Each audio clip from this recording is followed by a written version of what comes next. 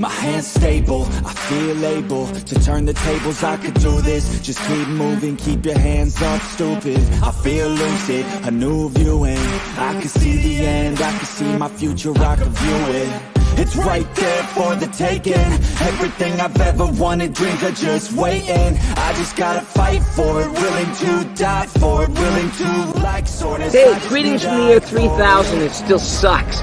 This is Philip J. Price, and you're listening to the Drunken Turkey Show. Your one stop for this sort of thing. Hit that button, like and subscribe. You know what to do, just like every other podcast. Just like every other podcast. Welcome back to the Drunk Turkey Show. I'm Daniel. Alongside with me is Big Blue.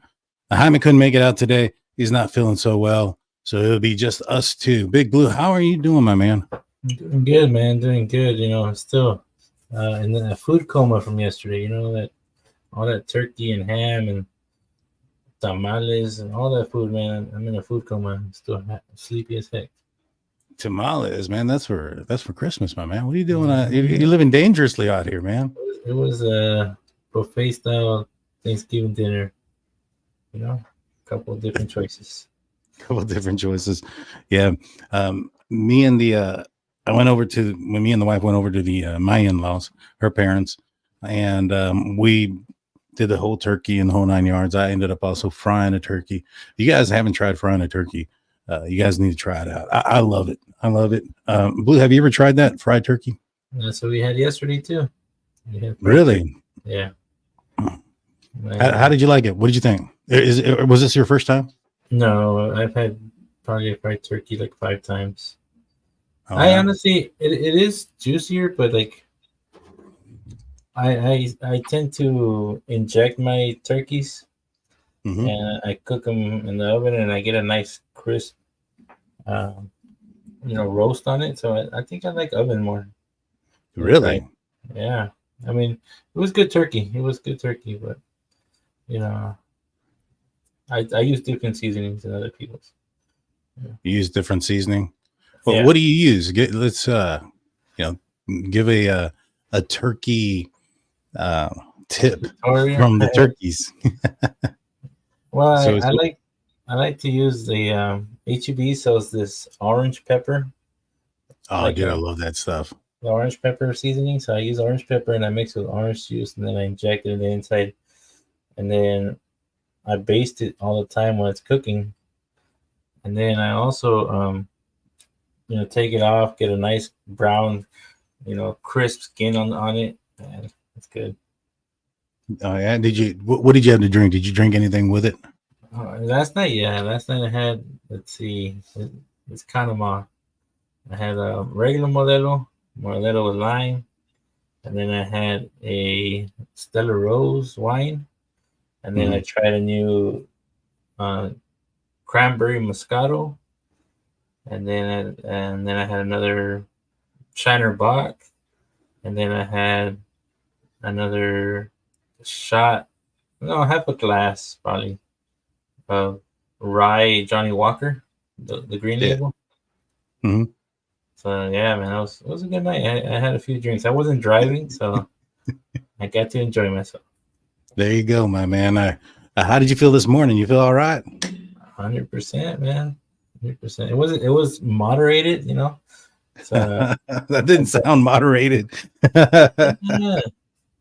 I had a few beers during the Cowboy game, and then we ate like right after the game, like the fourth quarter we ate, and then we had to go drop somebody off and come back, and then I ate a second plate, and that's when I had a couple more drinks, and then it's during the 49ers game. Oh yeah, so you remember everything then? Yeah. You didn't black out? No, that wasn't that's not enough to make me black out. Who scored the first touchdown in the 49ers game? I want to say the 49ers did, but I don't remember. That part I don't remember. We went to go drop somebody off when the game started. So we got back at like the third quarter. Gotcha. Come up with the excuses. You didn't have to leave anywhere. Now you're leaving. Your story is crumbling, Big Blue.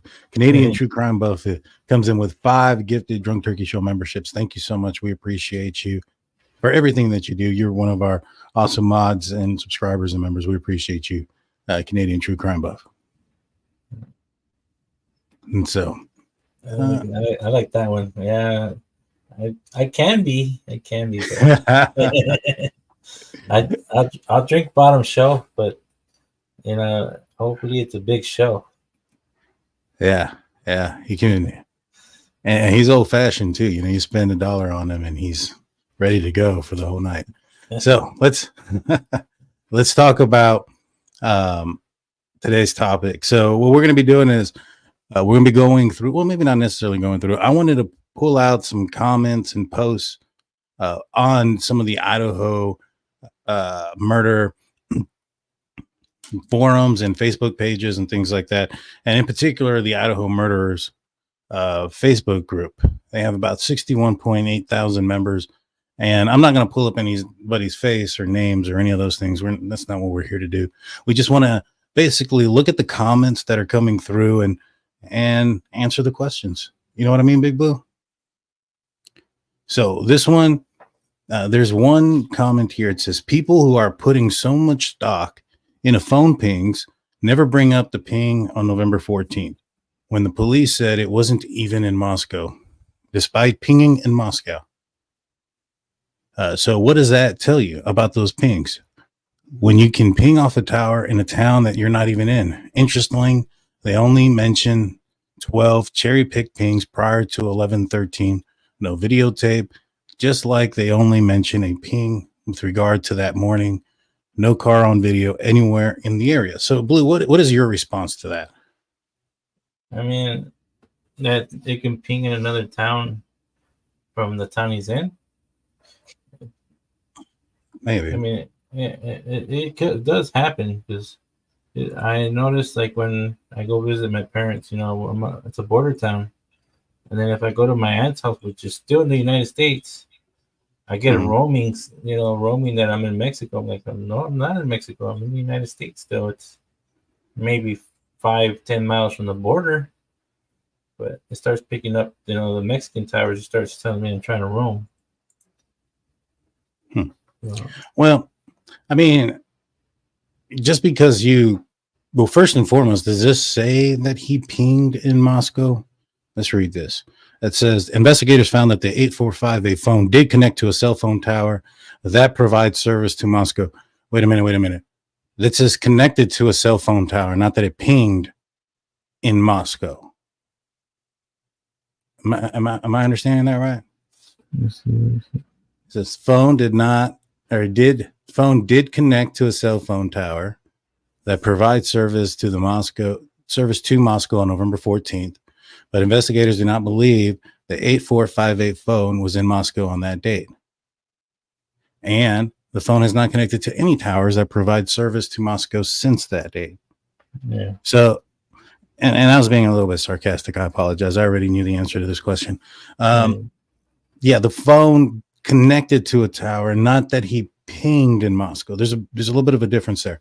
So if we were to look at the map, and I wish I had one of those cell phone towers maps we had on Thought Right podcast, and Brendan, his specialty was cell phone towers and things like that, and he brought up a map of the towers there, and there was a lot of towers that serviced Moscow that also serviced a larger area south of Moscow.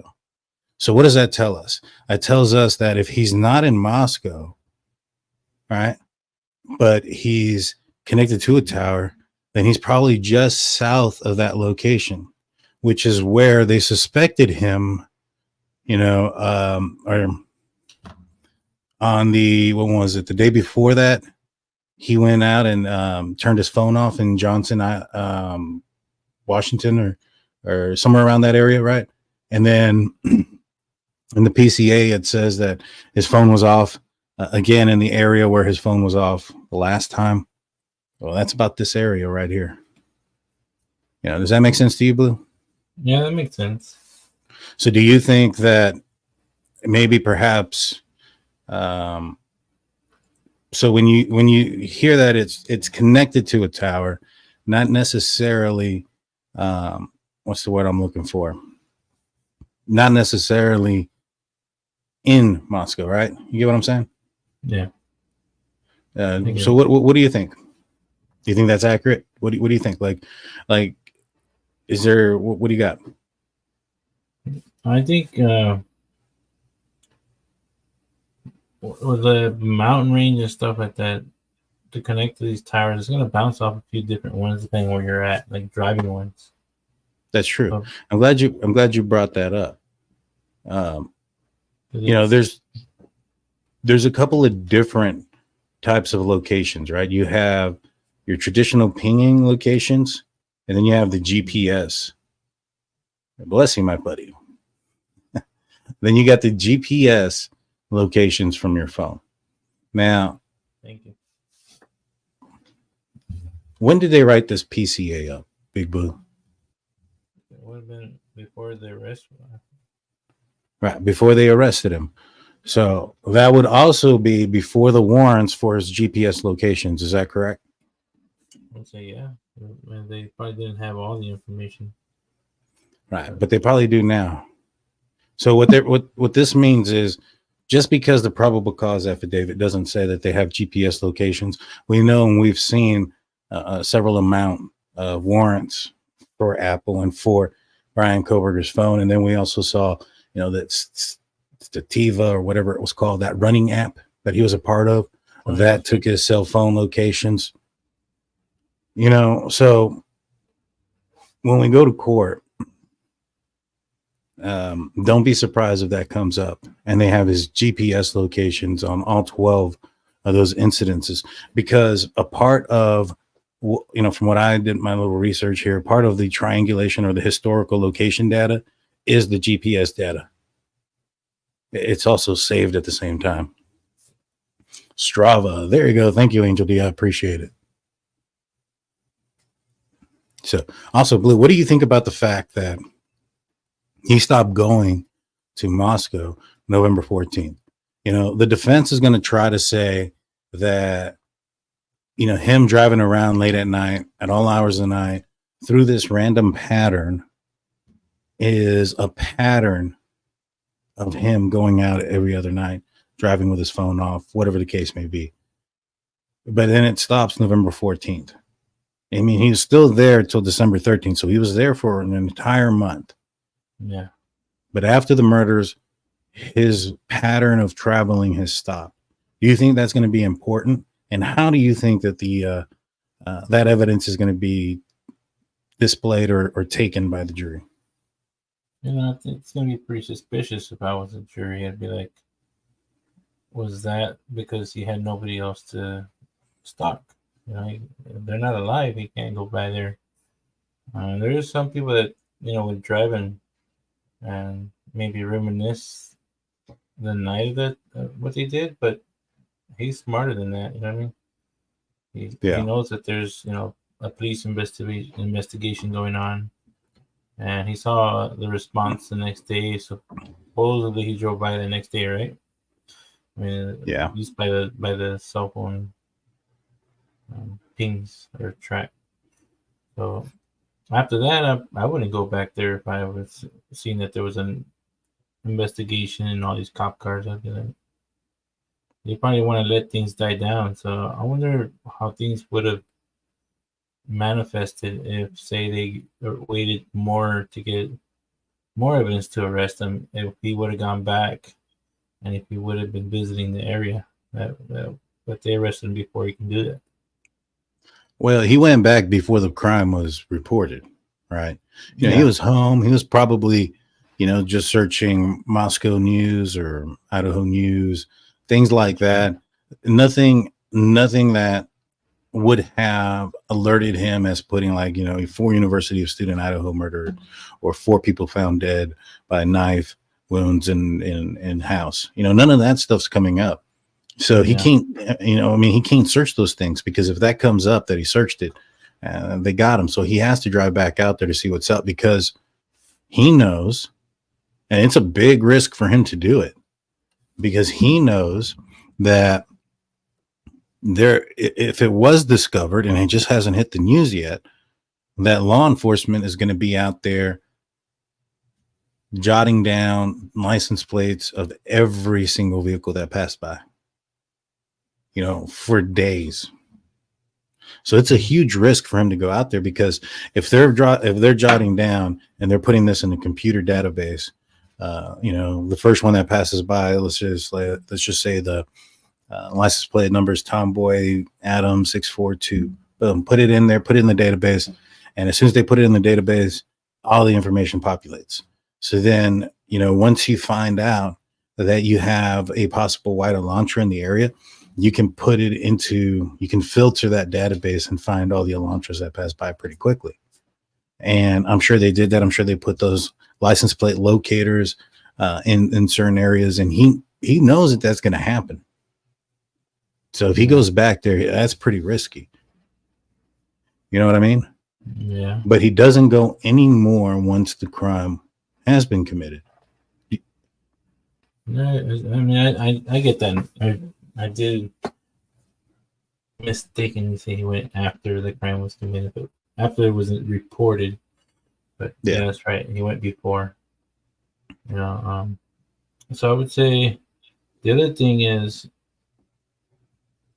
if I was a jury and I heard that, I'd be like, okay, that's pretty suspicious. And then that afternoon, I'm pretty sure it was all over both towns. Not just on the news, but I'm pretty sure people were messaging everybody. Hey, did you hear about this thing? It's a small place. Yeah. Well, I want to look at a couple of comments that were put into this post. One of them says, the PCA said that the phone was in Moscow, but he wasn't. That's not what the PCA says. While that still raises questions, it's not the question you're suggesting. Besides, who cares? The cell phone records.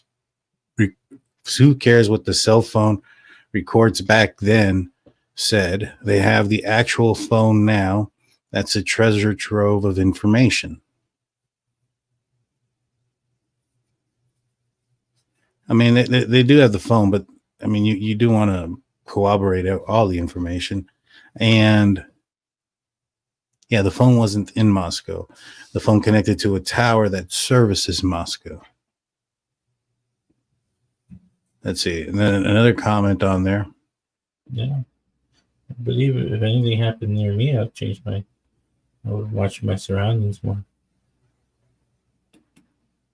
Now, I understand that a lot of people did change their behavior, but you're also focusing in if you're an investigator looking at this case and you're trying to figure out who really did it, you're going to say, all right, who check marks this box?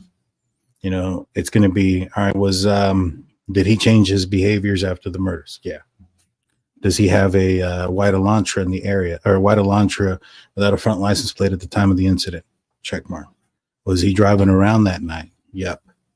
Was his cell phone activity putting him either there at the house at the time of the murders, or does it put him suspiciously turned off as an attempt to elude that investigation?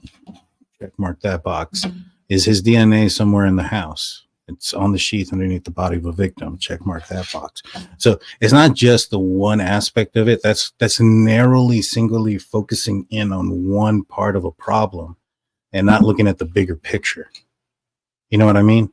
Once you look at the bigger picture and you try to explain all those things, that's kind of when it is kind of hard.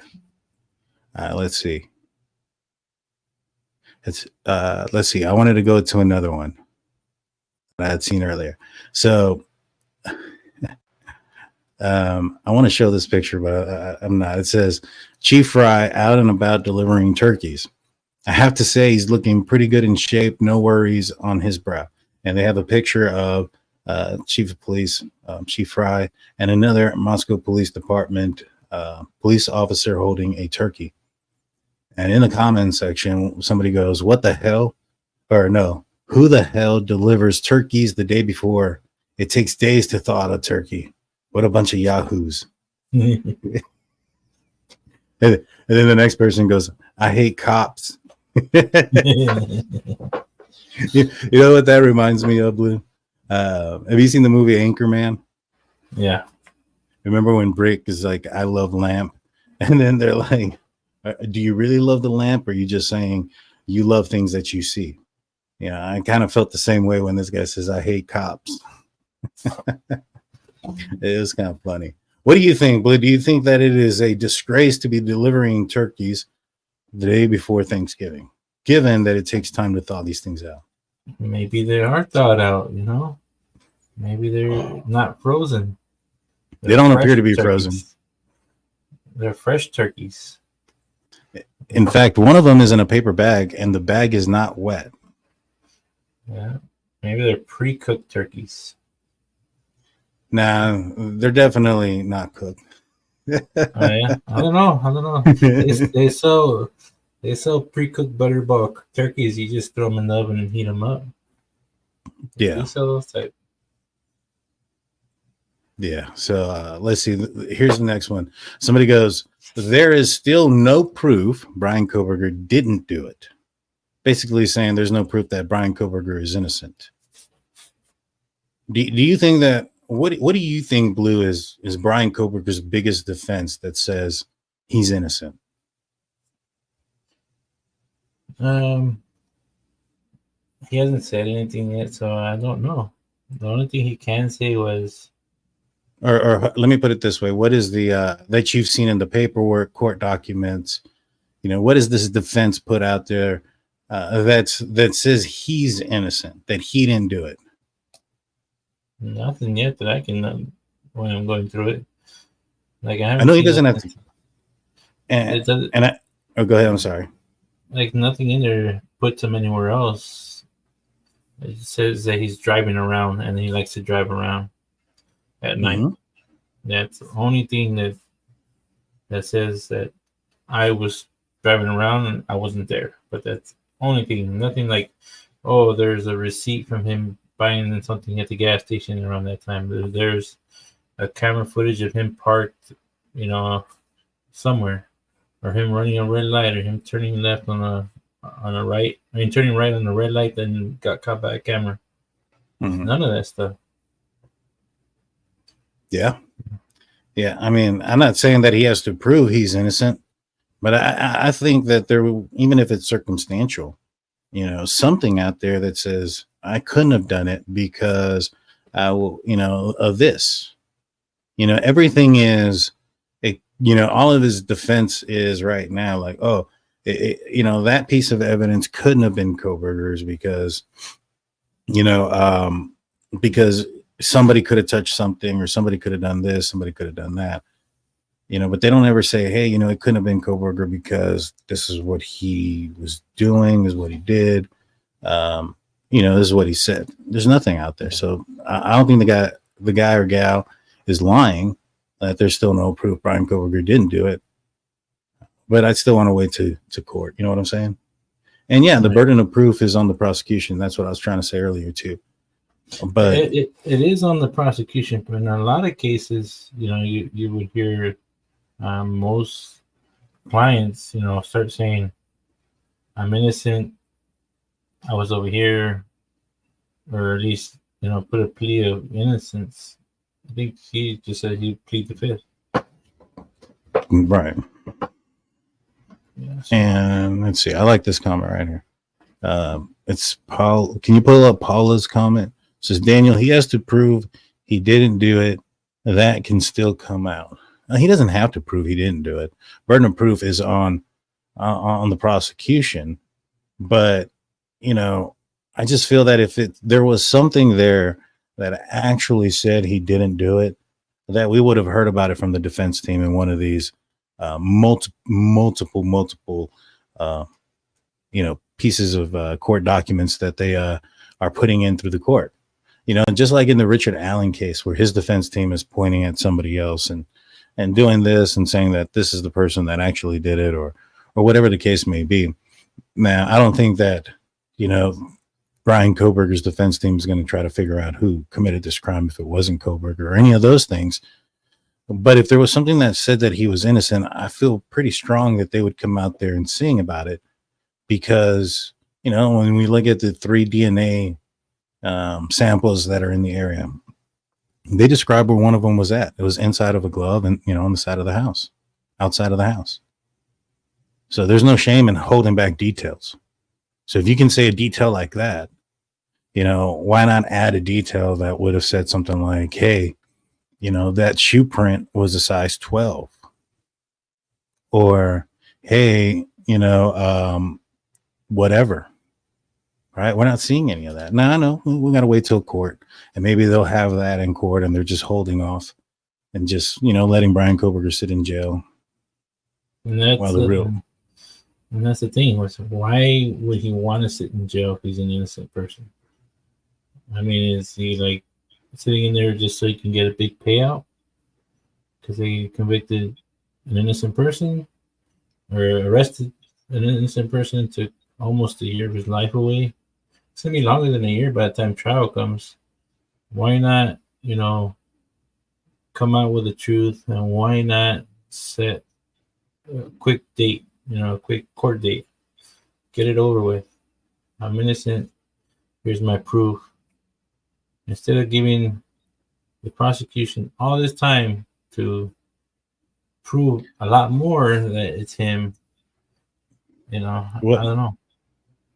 That's why they keep putting in those supplementary documents for more discovery that doesn't exist.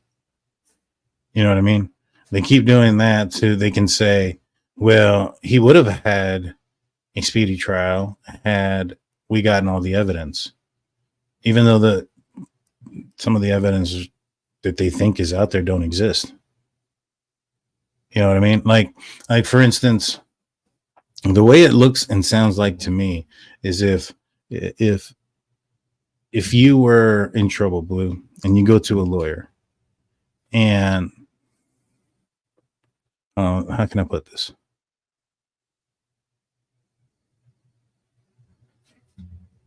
I don't know. I forgot how I was going to put it. I was going to word it a certain way, but it just kind of surpassed me. Yeah, it doesn't matter. Defense says no connection to victims, no blood in the car or apartment. Yeah. That says he didn't do it.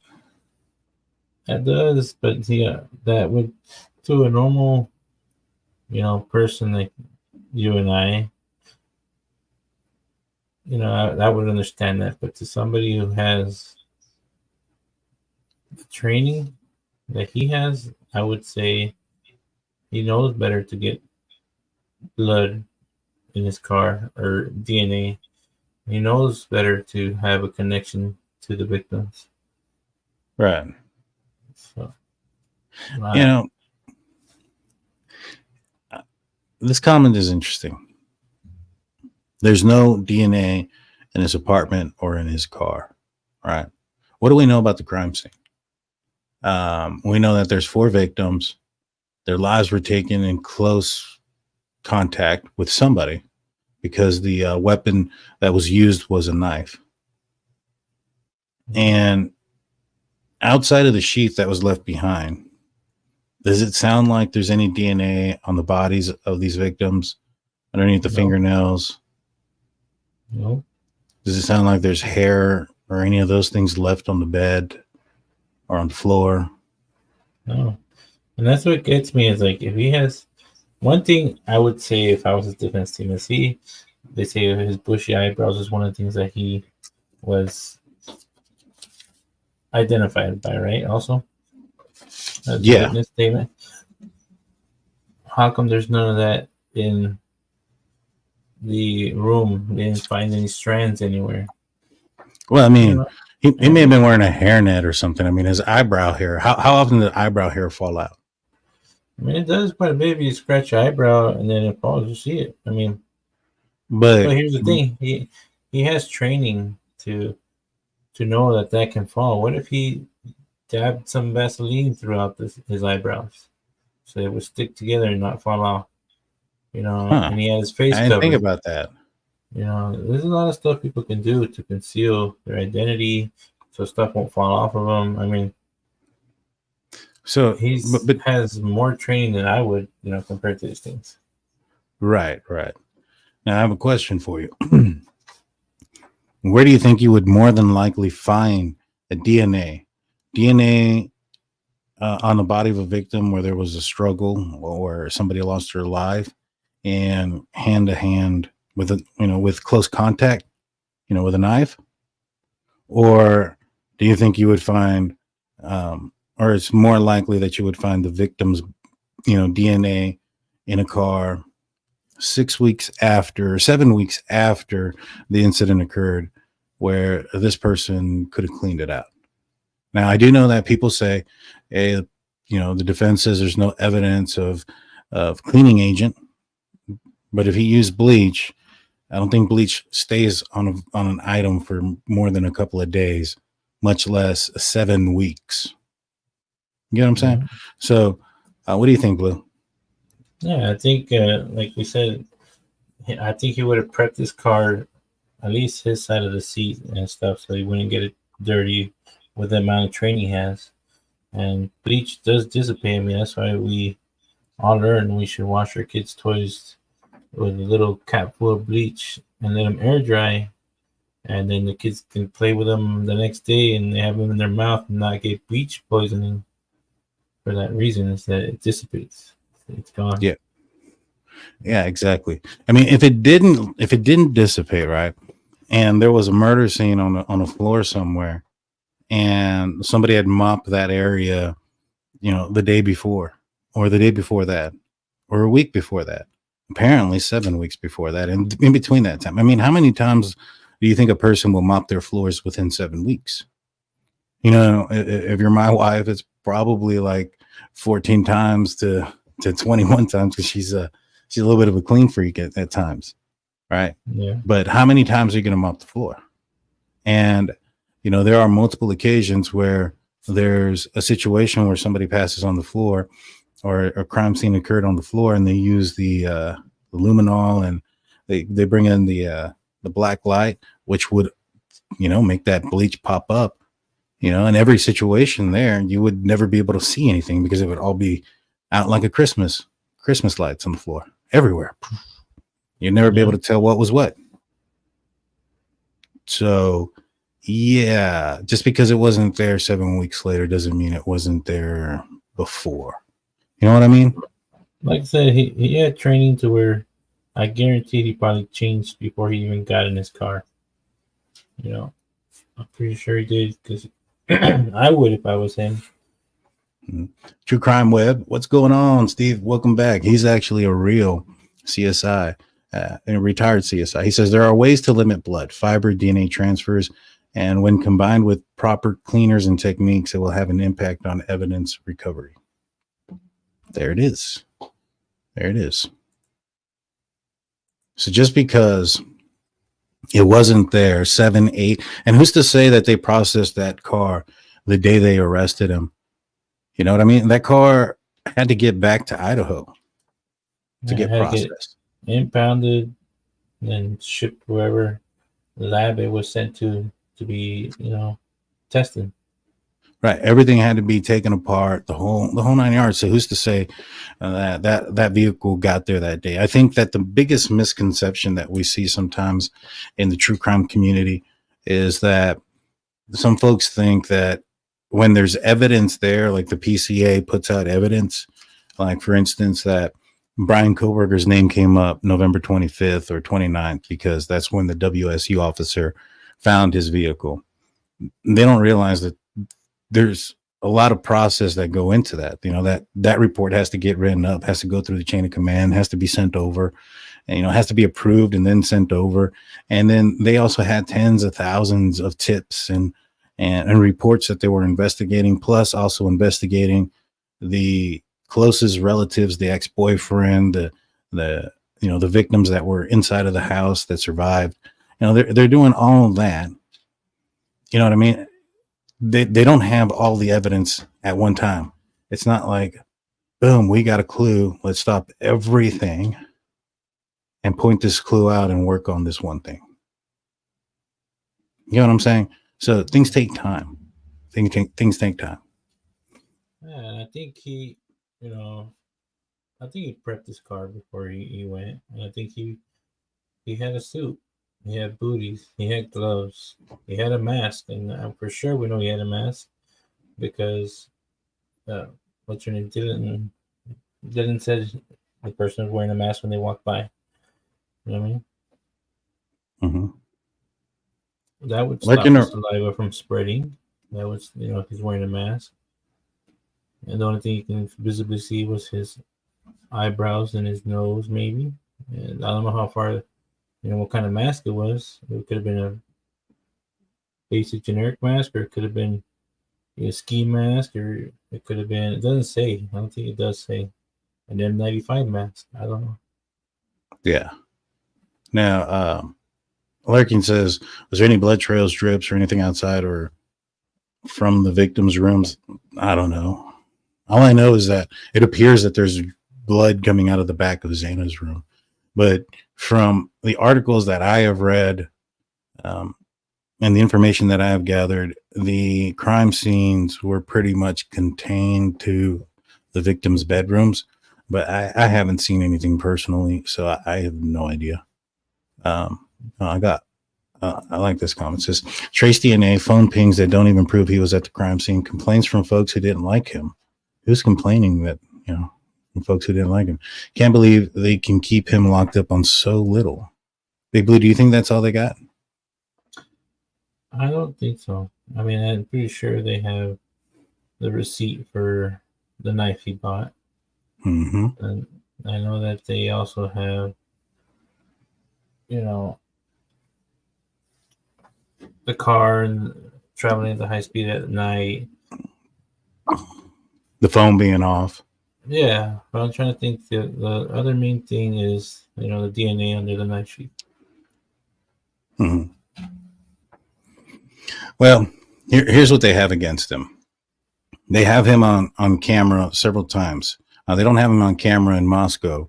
They have him on camera in Pullman, right? They have him leaving the Steptoe Apartments around Nevada Street, around the time when he turns his phone off. So they can say, all right, we know that Bryan Kohberger was out and about. We have his location here and is corroborated by what we see on camera there. Right. So right then and there, you have him out and about. And like I said, he has already admitted to that, but there he is. And they suspect that was the same vehicle that they see in Moscow. But all right, that's for debate. They have his DNA on an item that doesn't belong in the house. It was believed that a K-bar knife was used, not just probably because a knife sheath was left there. I think the other misconception is that we know all the evidence. We don't. And so, I know that, you can, at autopsy, especially if you have a knife if it's the same knife that was used, in all 4 homicides, if that knife hit a bone or something, that it could have some metal shavings inside of the body or on the bone. And those things can be basically checked and tested to determine where it was manufactured and forged and all those other good things, right? That's going to probably come out. That's probably also going to be an indicator that it was a K-bar knife, right? So you have the metal shavings that are possibly going to be there. I don't know. That's 100% speculation, but, one that I would think was there, right? Then you have his DNA on it. Now, a lot of people keep saying, it's trace DNA. You can get it from this, get it from that. I don't think it ever said that there was this kind or that kind of DNA. I believe it was just said it was single source DNA. But even if it's touch DNA, Lou, what's the most common way somebody gets touch DNA on an item? By touching it. Exactly. By touching it.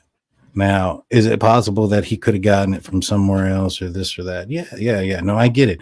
Everything, it's possible that he got it from somewhere else, right?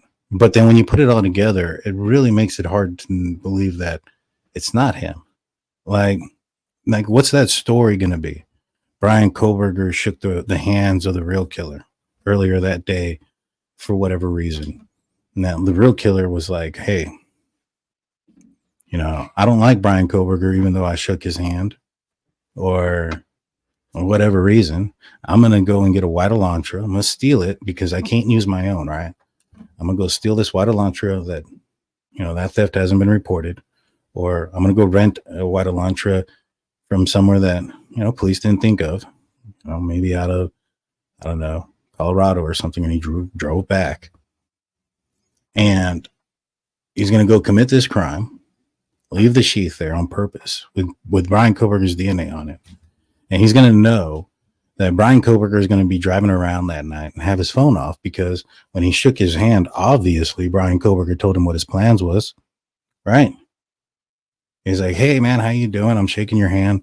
And as we're shaking hands, he's like, tonight I'm going to go on this long drive. I usually turn my phone off. I'll be off between 2:47 and it won't be on till 4:48. So, just FYI, if you can't get a hold of me, it's because my phone is off during this time. Right. And it just so happens that Bryan Kohberger purchased the K-bar knife back in April, but nobody can find it. I don't know. Maybe it was Bryan Kohberger's knife. And this person that maybe somebody broke into Bryan's house. Right? We didn't think about this one. Right, Blue? Somebody breaking into Bryan's house, stealing his K-bar knife, And which he chose. The shower curtains. You took the shower curtain too.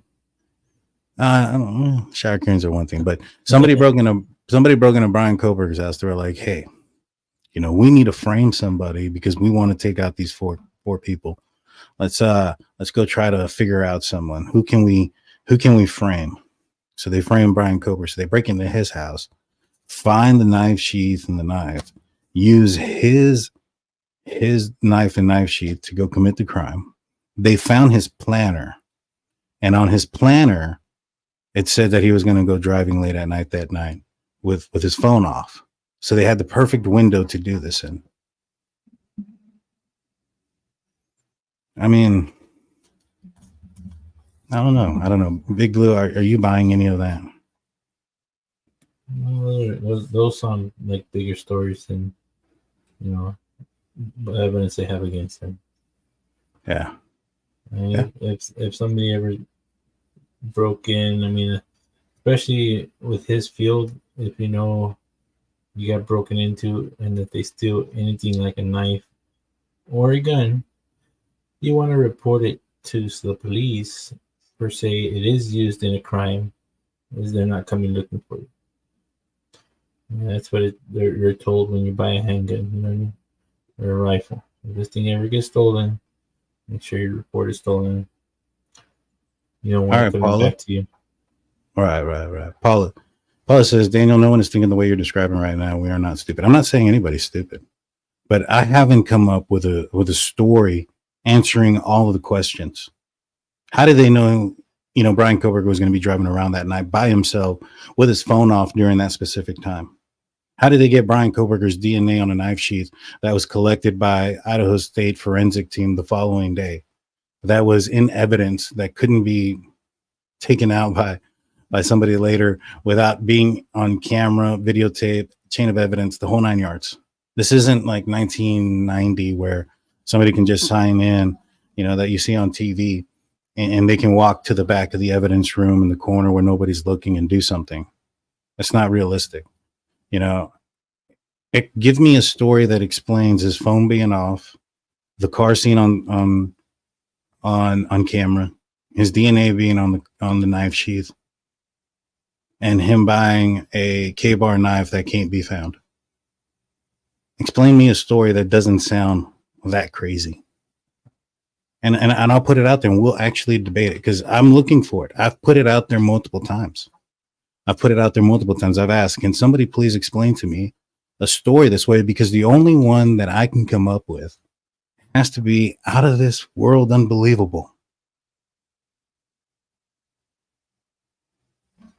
That's why I say, yeah, there's a lot of circumstantial evidence. But once you add it all up and you have check marks or boxes to check off, and he's checking off one after another, after another, after another,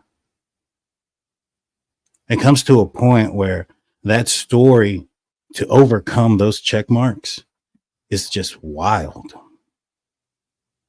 Which is probably why they're going back to 1880.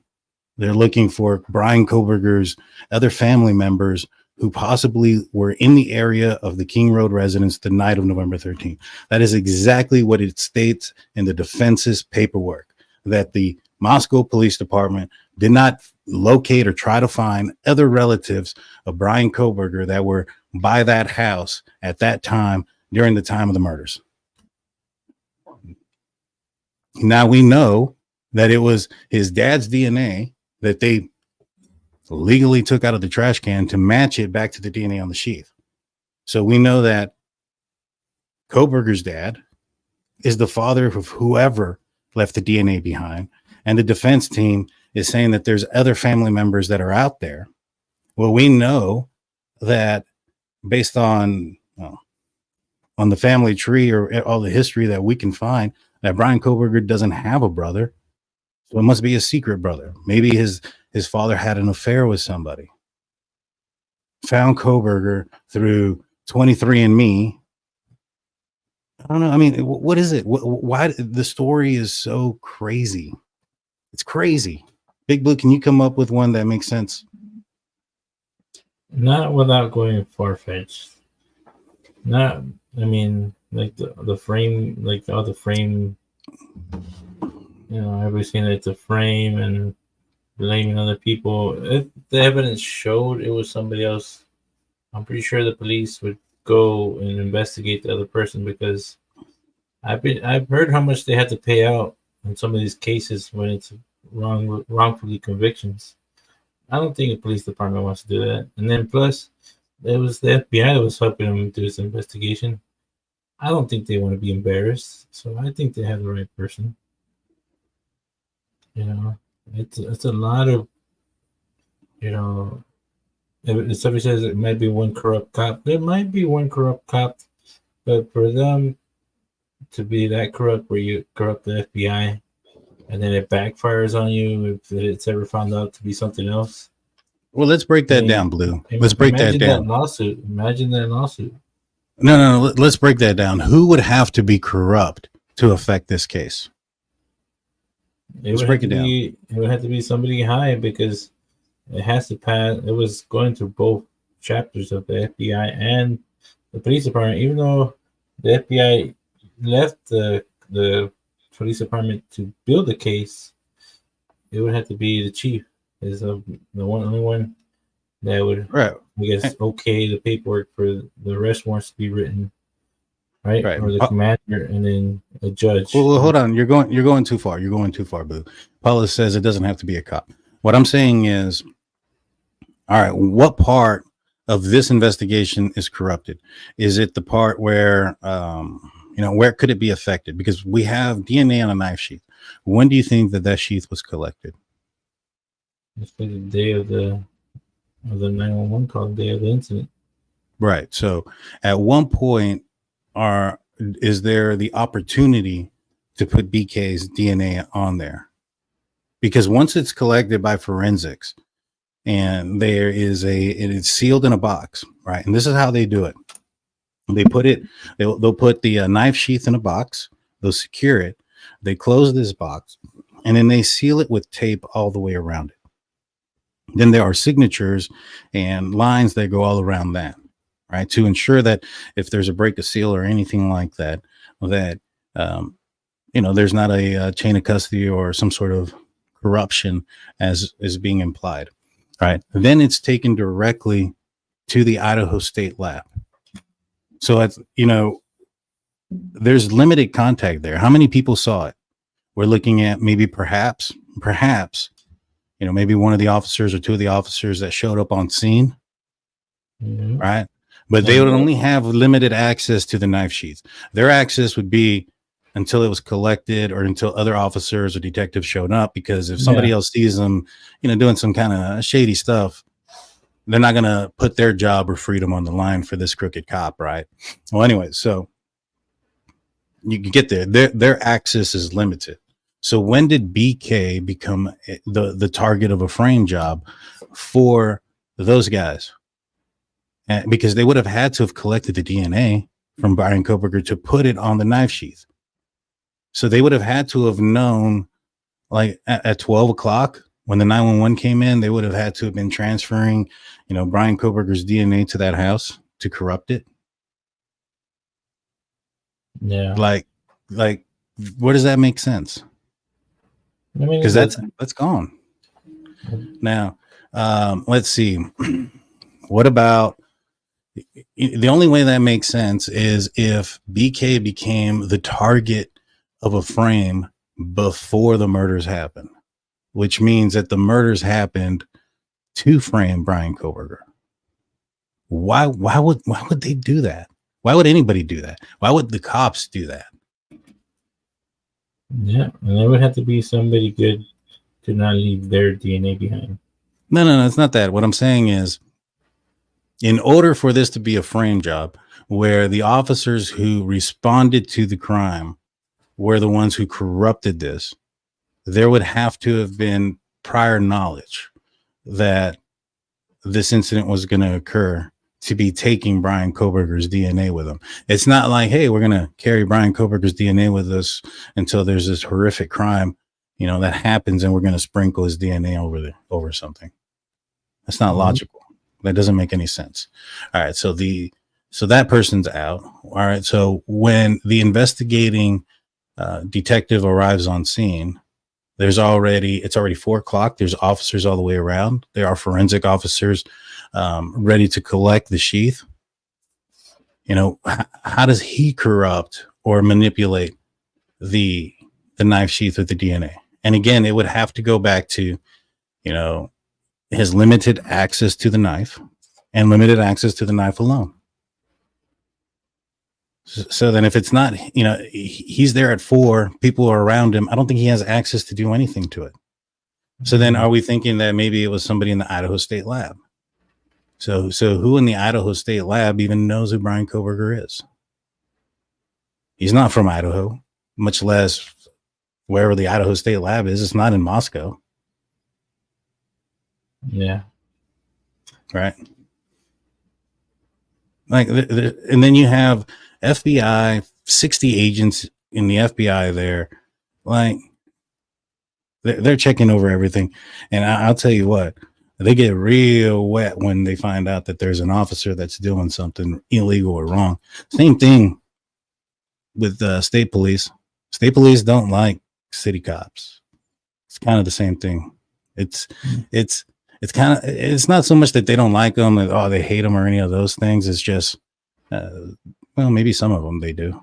But yeah, when I was in law enforcement, someone called local cops, what they call them, like city kitties is what the troopers would call local police departments. And then, they had names for the sheriff department, and it goes around back and forth. The police department had the same thing for both of those. So, and I knew several state police officers who would love to arrest cops. That's all they did. One of them, I met them at a convention in Dallas back in 2010. I think it was a CLE convention. And, they were kind of telling me some of the stuff that they were doing. And I was like, man, all right, y'all crazy. But, they were purposely going for officers. And that was something that, I don't know, I guess they felt that it improved their career somehow. So I don't think that an FBI agent is going to see a crooked cop and say, hey, I find this crooked cop, I'm just going to, I don't know, let it slide. You know what I mean? Yeah. It's just a far-fetched story. Was there any more internet comments? I think we're... Yeah, we're going to do a couple more. Let's see. And there's something going on. So somebody goes, I told y'all it was Matt Boggs, and y'all didn't listen. I was right. Wait till Monday.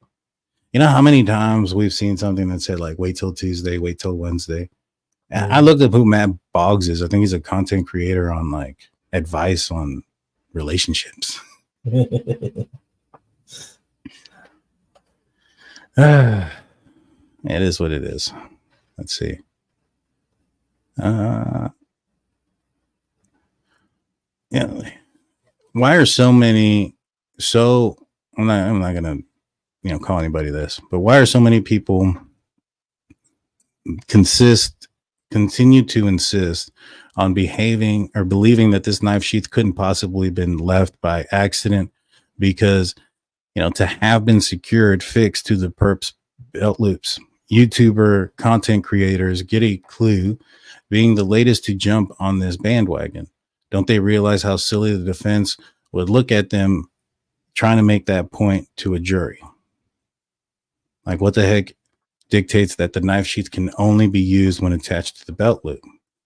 Clearly, as some have zero conception of how comfortable it would be, having been driving around for hours with a 7.5-inch plus bladed K-bar sheath through your belt loop. What do you think, Blue? Sorry, it was freaking tough to read from this distance.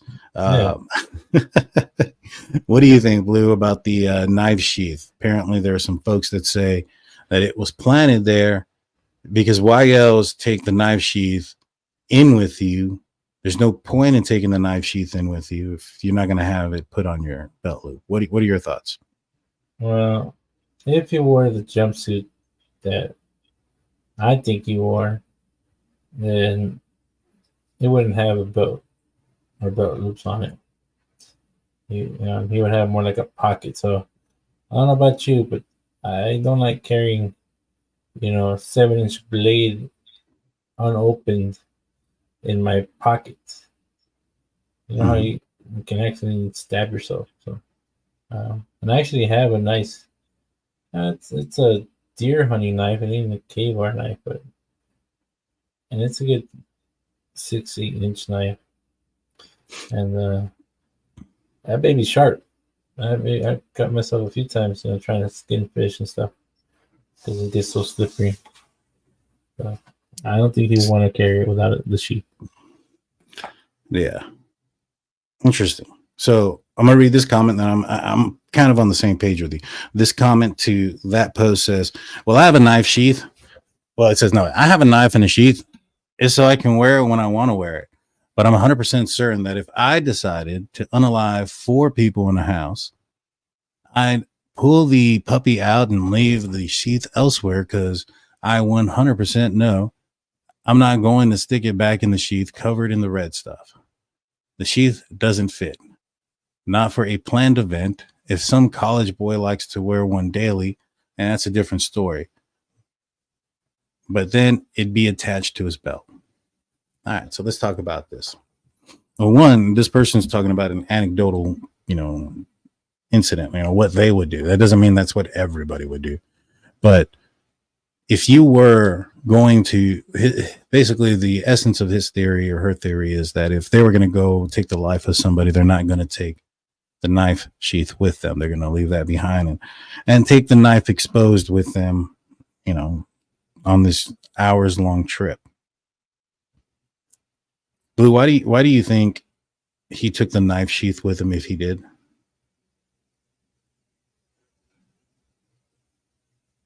You just disappeared on me. Sorry, I tried to mute and I hit the wrong one. I think,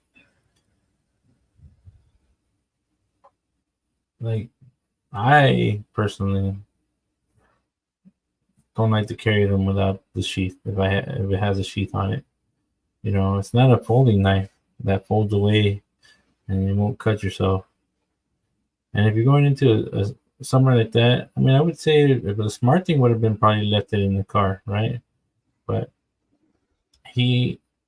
what if he broke in or was trying to get in, and he can say, I'm here with somebody else. He tried to say, I'm here with the girl downstairs and I have a huge knife in my hand. That would be more, alarming, I would say.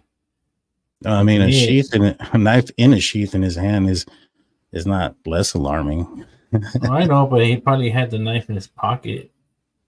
That makes sense. Yeah, I'm pretty sure. Or you can carry it in your hands, but that's the thing is, maybe it was in his pocket, right? After he took it out, maybe he didn't realize he dropped it till he was walking out, because there would have been a struggle, there would have been movement, and that's why he didn't realize it was out of his pocket. So maybe when he went out. So here's my thing. So the first thing that this guy says is you wouldn't want to put the knife back in the sheath covered in blood. And thank you, Micro. We appreciate you becoming a member.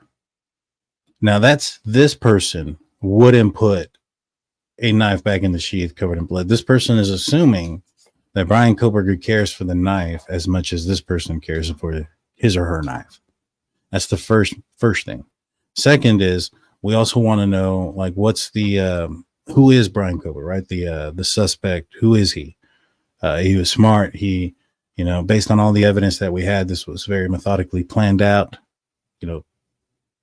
Completely planned and well done. If he doesn't leave this knife sheath behind, he's not getting found at that time. I'll put it that way. I'm not going to completely say he's never getting found, but he's not getting found at that time. And you mentioned it, that if you just have it exposed there's an opportunity or a possibility that you're going to cut yourself or cut a piece of fabric from your clothing or any of those things that potentially could lead back to you.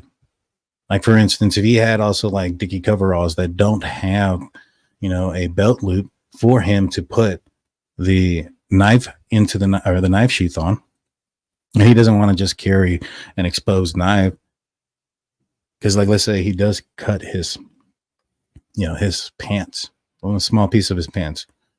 Well, the exterior of those pants or those coveralls may not have his DNA, but the interior might. You know what I'm saying? So you have to think about those things. Like, and as far as why he didn't take it with him when he was out, BTK left a gun at a scene one time. He went back and got it. The only difference is Kohberger couldn't go back and get his mistake.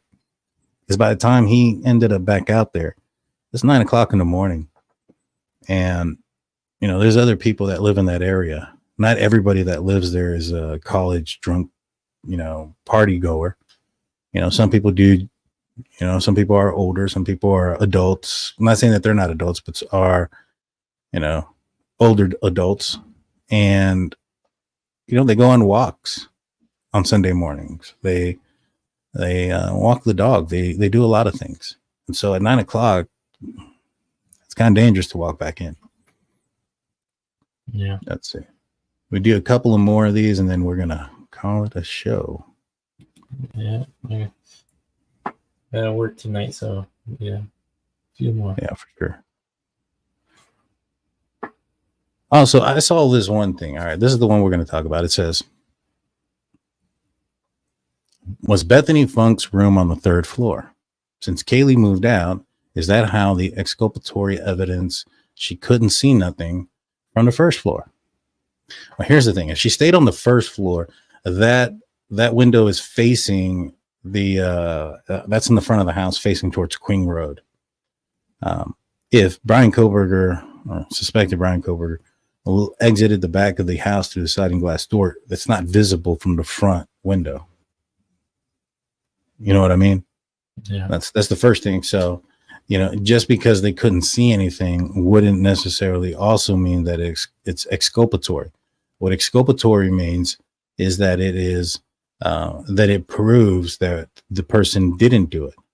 Like an alibi or a camera, surveillance footage with him somewhere else at the time of the murders, or somewhere so far away that he couldn't possibly been at the murder scene at the time that the murders happened. That's exculpatory. Just because somebody didn't see something doesn't mean it's exculpatory. Yeah. You know what I'm saying? I get it. And as far as Kaylee being, moved out, that's not true. She had not been moved out yet.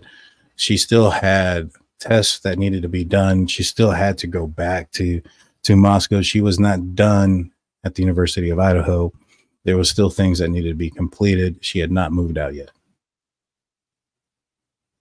Yeah, because most of the time, if it's your last during the school semester, school doesn't end until about the 2nd week of December for most colleges. Yeah. That's when Bryan left, because that's when school was over and he was on Christmas break. Yeah. Let's see. Oh, come on. There's a lot of like crazy stuff on here too. That's like nonsense, which we're not going to talk about. Yeah, just keep going down the wrong, like a rabbit hole. I mean, like for instance, somebody anonymously put, they didn't even have like the courage to put who they are, right? And they went through somebody's, it looks like Instagram, maybe, it looks like somebody's TikTok. And apparently Bethany, by the looks of it, got engaged. Right. And these people are saying that like she shouldn't have a life outside of what happened to her. Like it's just bull crap. Yeah. You know what I mean? These are human beings. They're going to move on. They're still going to have grief and they're still going to have resentment, but they can't just lock themselves in their room for the rest of their lives. They're going to have a life. Yeah. Yeah, exactly. I mean, you know, one part of like getting better is moving on. I know that court hasn't happened or things like that, but you know, for their own mental health and sanity. Yeah, I mean, you know, if you were the father of one of these two surviving victims, what would be your advice to your kid? I mean, if it was one of my daughters, you know, we would remember our friends and, you know. Right. But would you like, would you keep them there in Moscow? Would you move them? What would you do? If I lived there, then and they had nowhere to, you know, move to, where they would probably have more of a better mental, you know, a safer mental place, and I would probably stay there or forcibly move. I mean, it depends on how bad they are, but if they're really having a tough time, I would try to find help for them, you know, try to give them encouragement to move on. Right, of course. Yeah. But like, I if it was me, you know, and we have to remember, we also have to do, you know, we have to know who we're talking about.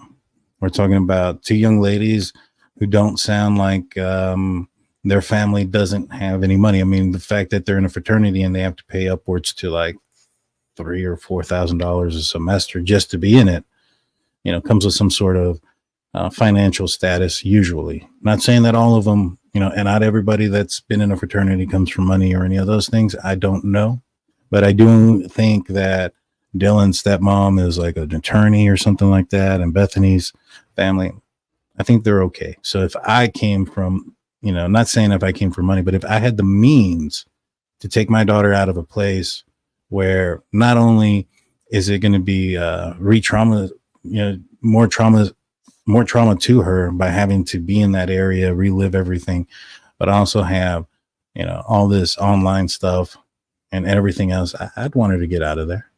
I'd put her somewhere where, you know, not many people talk or know about this case. Surprisingly, you know, there's a lot of people that don't know about it here in San Antonio. I'll talk to people and, you know, they'll find out that I do a podcast and a YouTube show. And they're like, what are you talking about? And I was like, oh, you know, you remember the Idaho University murders that occurred last year? You know, four university students were stabbed to death in the middle of the night. They're like, man, I haven't heard that. Like there's very few people that I have come across here that have heard it. So, you know, I would move her somewhere like that. I'd move her to like, you know, Oklahoma State, something, you know, maybe Texas Tech.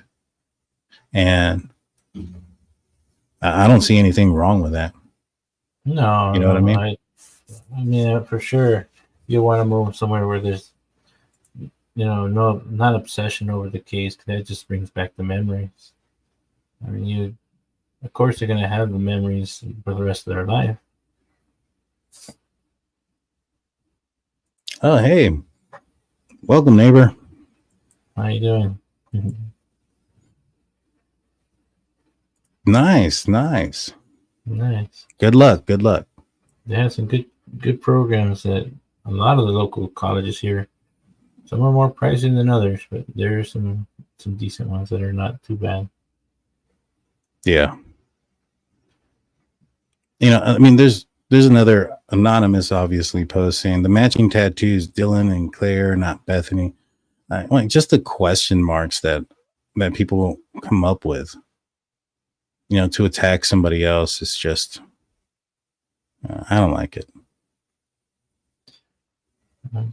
There's a lot in there, a lot worse. Cause I've seen some worse ones in there.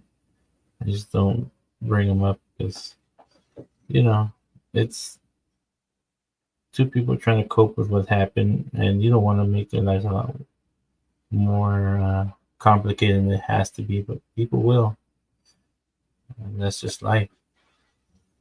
Yes, sir. And this is going to be the last one we're going to talk about. It says, I can't wait to hear how this IgG was built to get Bryan Kohberger. And I just want to say that the first comment says, you never went to forensic school, so you don't know. What are your thoughts, Blue? In your comments? Like, do you think that we'll hear how the IgG was built? What was it again? I said, do you think that we'll ever hear how the IgG was built? I don't think so. Yeah, there's no way we're gonna know because it's built by Bryan Kohberger's family. I had a conversation with Gabriela Vargas, the defense's witness on Lena's channel, Truth and Transparency, and what she had told me was that when the IgG, like what they get, is like a list of names, and those names are like of people who are connected to this DNA sample that they submitted. There's not an actual piece of physical DNA there. It's just a list of names. So I see all these people saying, oh man, when they find out that the chain of evidence was broken or that the IgG was corrupt because something happened to it on its way to the FBI lab or Othram, I kind of chuckled at that because according to what Gabriella said is they get like an email of names. So I'm not sure where that gets corrupted on its way or whatnot. But the IgG is just a bunch of names, and it'll say, like, for instance, Jeff is related. Let's say Blue does it, but they don't know who Blue's name is, so they call him John Doe.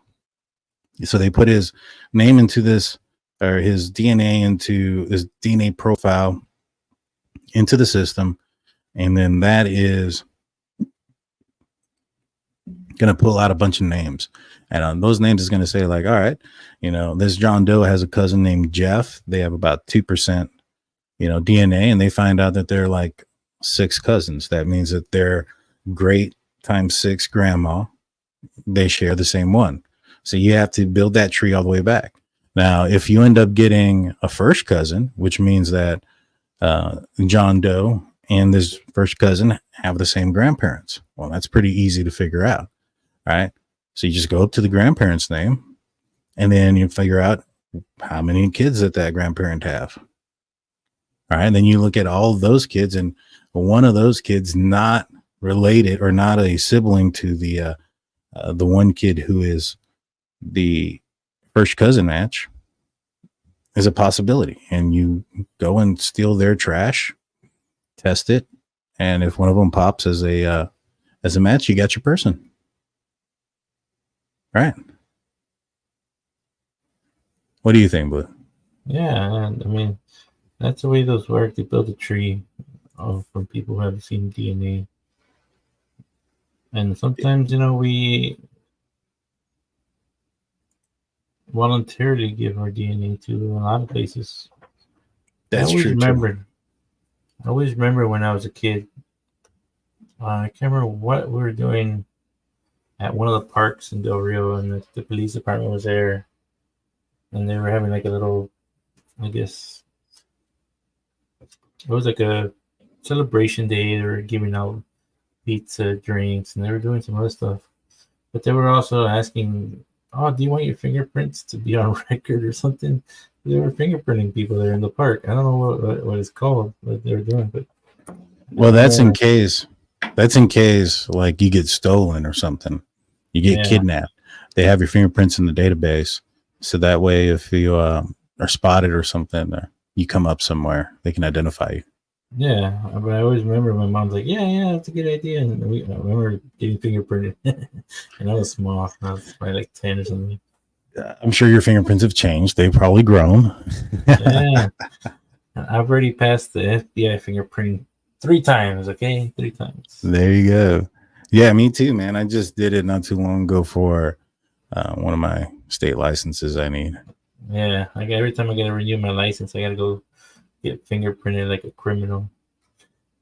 Put your finger here, roll it over. Put your finger here, roll it over. Yeah. And micro, as far as paneling, we can do something like that. Maybe next week we'll have where we can have some of you guys join the group, join the panel, and we can have a conversation. Love to talk to you. Yeah. Just today we're running out of time because fortunately I have to work tonight. I'm a bum and I have to still work. So if you want to see Blue tonight, just head on over to the Palace Gentlemen's Club, and you'll see Blue. He'll be at Register 1 wearing a very cute top. Big Blue, I hope you had a great Thanksgiving, my man. I hope everybody here in the chat had a great Thanksgiving and a great time tonight. I hope that the conversation was good. I hope the podcast was good. Big Blue, any last words and send us out, my man. Yeah. I just want to say thank you everybody for being on here. I hope y'all had a great Thanksgiving. Just remember, if you drink, don't drive, Uber.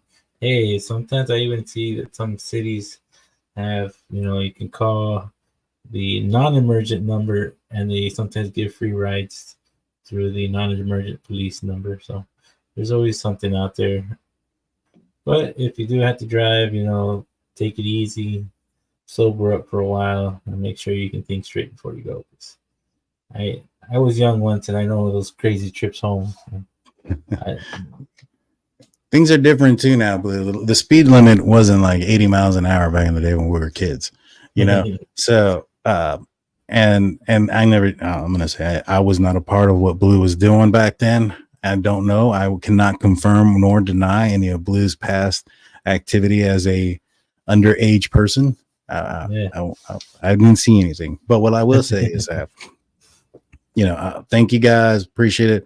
Remember, family, you guys are with family. There's no need to get in fights. I think that Thanksgiving and Christmas were the 2 number 1 days for family fights, for those to happen. So it's not worth it. Share the turkey, share the stuffing. Yeah, man. I don't know why it's the alcohol. And then even if it's not alcohol, there's just some cranky people out there. 100%. All right, y'all. We'll see you guys on probably Monday. Peace out. Yep. Later. So, guys, y'all take care.